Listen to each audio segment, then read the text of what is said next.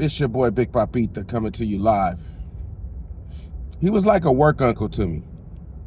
I'm talking about a guy named Rivi. When I first got to this company, he was one of the first people they put me with. Not one of the first, but like among the first people. And Rivi, by that time, had already had more experience than I had living on Earth. You know, Rivi started in the early 80s when the industry was way different. Shoe packs, just a different industry. And he would kind of laugh at me because it was like, when I would make these mistakes, he would laugh, kind of like a father laughs at a toddler doing some goofy mistake. And he would be like, "It's okay, Papita, it's all right. And you show me a different way or a better way of what I was doing." And Rivi had trouble changing, adapting to the new rules because, like I said, he was old school. You know, when a company decided that they were going to put cameras in the truck, when a company decided that they were going to come down with the seatbelt laws, there was some trouble because a lot of old school guys just couldn't. They were so used to working without their seatbelt that being forced to wear a seatbelt was like, oh my goodness, you guys are just coming up with these draconian type of rules. And Rivi worked in a city that had a lot of inclines and hills. So what would happen is when he would get on these hills, the transmission would jump from gear to gear and the truck would just kind of almost like you hit a hard pothole or the truck would shake really hard. So boom, he got his first seatbelt situation. Right there, they suspended him. So then they're like, okay, you got one more year. If you get one more seatbelt situation in one more year, you're out of here. And not soon after, maybe 6 months or however many months afterwards, boom, he had that second one because he was driving on these hills. He didn't have the seatbelt on properly, and automatic termination. The rules are the rules. For a second, took some time. Union had brought him back. Came back, started at a different location. And before he made probation, there was some legal situation that I won't go into, but he was once again without employment at the company. So a lot of these guys that were smiling in his face, talking to him when he was out of a job, these guys nowhere to be found. But I would run into this guy because he would just be around. He would see me on the route. He would pull up on me, and we kind of developed a bond. And I would say, "Hey man, how you doing?" I say, "Hey man, you know what? Come by my house. Little odd jobs or whatever. Come by, man. I'll shoot you some money. Cut my grass, do this, do that, whatever." And Rivi was pretty much at the end of, you know, all of these years of picking up trash. I mean, all of those containers, all of those bins, the twisting, the turning, all of those years of hard work caught up with them. The arthritis in your elbows. Well, how do you think the cartilage in your knee will be 30 years from now? 25 years from now? How do you think the cartilage in your knee will hold up after all of the wear and tear that you go through at the job? We work all of these hours where I put hours and hours, 60 hours, 55 hours. Some guys work the weekends, they're putting in 70 hours almost, or 65 hours. And you don't think that's not going to catch up with you? They caught up with Rivi. And the years, the company kind of tells us, oh, eat healthy, exercise, don't eat blood pressure. I mean, don't eat these foods because they cause high blood pressure. Stay away from caffeine. Okay? But they know with this type of job, a lot of us, we're stopping at places of convenience. We're stopping at fast food places. We're stopping at 7-Eleven. We're getting that gas station food. It's quick, it's convenient, doesn't take much time, it fills up your stomach. And you can get back out to what you were doing. You can get back out to do your route. A lot of guys want to hustle for whatever reason.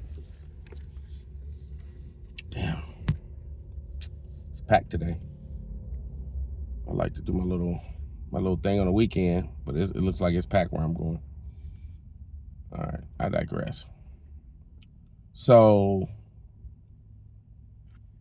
what's up, man? They know that we're more than likely eating at places that these aren't nutritional places to eat. These aren't places that will help your health in the long run. So years and years of eating that type of food. Some of us partake in adult beverages, you know, whatever you do, that's your thing. Some of us smoke cigarettes, right? And years and years and years and years and years of that, it eventually accumulates. It accumulates and you pay a toll for it. So unfortunately, Rivi suffers from diabetes from all of the years of the processed food, all of the years of not being able to have time to properly exercise outside of work. These things accumulated over time. And eventually, goodness, I'm going to park somewhere else. And eventually, I caught up with him. Now Rivi is having issues with his vision. And I can just see the wear and tear of diabetes just pretty much eating him alive. I can see one time he fell down recently where he had a lot of bruises on his head and his face, and I was almost traumatic because I was like, dude, like, I'm like, you all right, man? You gonna heal up? Yeah, we'll be all right. But it was really traumatic to see him like that. And you know, these sores and these bruises, it takes time to heal. And I told him, hey man, however much time you need, man, if you need to take some time off, take some time off. Come back when we're properly healed. He has a helper with him when he comes by my house and he cuts my grass. But I say that to say, all of those years of picking up trash, all of those years of dedicating himself to the company, what does he have to show for it? The lesson that could be learned from Rivi's story is that the company is always adapting. They're always changing. They're coming up with new rules. A lot of these rules are the law, like the seatbelt rule is California law. You're supposed to have your seatbelt on at all times, right? That's California law. Union agrees with it. That's the law. The rules are the rules. Also, cell phone, you know, stuff that they're coming out with now. A lot of us are having issues adjusting to that with the cell phone, being caught up on these cell phones. We're adjusting to that. Some of us, you know, we get caught one time, then another time they catch us, termination, right? So what I'm saying is the company has the rules, and some of us that don't want to adapt to these rules can face the consequences of these rules, whether we have a fixed mentality of what we believe, what we think should happen. These rules are already set in stone and they're not budging. It's not like we can go into the next contract and say, hey, could you take that off? No. They're like, we already had this set in stone. This is what it is. And this goes to show you that it's very important to get involved with these union meetings, to also fellowship with other drivers, talk, go to these union meetings, because your retirement depends on it. When you become an older person, I know a lot of you guys are young, you think you'll never grow old. You think that you don't want to do the trash job forever. You want to do something else. Let me tell you, there's not many other jobs paying six figures. There's not many other jobs paying six figures with a Class B or Class A license, right? The industry pretty much knows that. So there's not many options out there. There are options out there, but there are not many options outside of when it comes to driving where you're making six figures.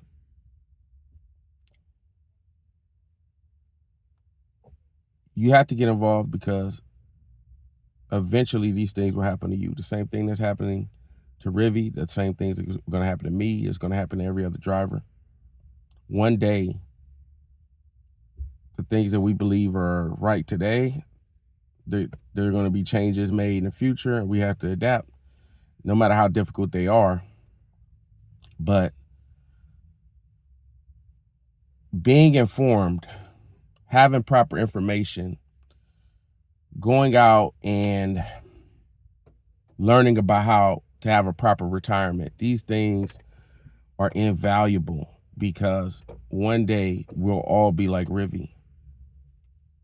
And do you want to retire with $200, $300 checks? You spent so many years giving hours and hours and hours to a company. And you think about the front end. So many of these guys are old school. They thought about the front end. Give me $1. Give me this. Give me the upfront cash. Never thought about the back end. Now you see guys working in their 60s, 70s. I believe we even had one guy that was working in his 80s that retired. Shout out to Grandpa. If y'all work at this yard, y'all remember Grandpa. And these people are working longer and longer because they don't have a choice. They don't have a choice. Their pension plan was no good. The pension plan that the union constructed with the last contract that expires September 2026 is a very, very good contract regarding our pension. We need to build upon that. We need to go to these meetings. It should be more people than just me and 3 other guys, or me and, yeah, that's it. Maybe 4 guys max every time I go up there. It shouldn't be just UPS workers.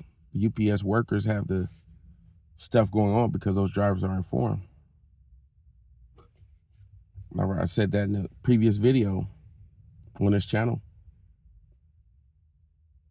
You got to get informed.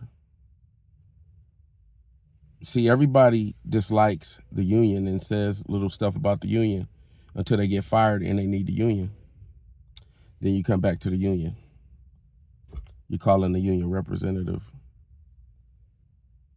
What did the company say? When is the date for our grievance or arbitration or whatever? Don't be that guy. Get involved before it happens, so you don't have to be in a situation where you have to defend yourself. Because all of us will end up like Rivi. All of us. All of us. Think about that. It's your boy Big Papita, and I'm out. Peace.